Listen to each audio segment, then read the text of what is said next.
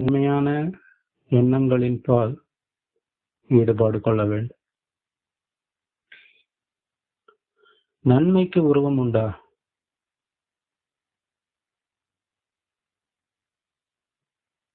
பணம் இருந்தா வாழ முடியும் அப்படின்னு சொல்றோம்.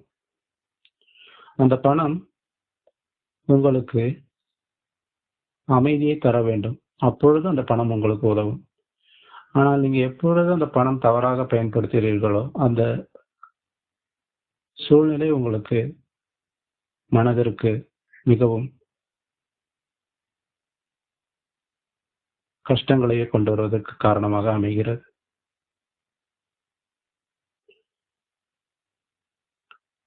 எப்படி ஒரு பொருளை செலவு செய்ய வேண்டும் என்பதற்கும் இறைவனுடைய அருள், வழிகாட்டுதல்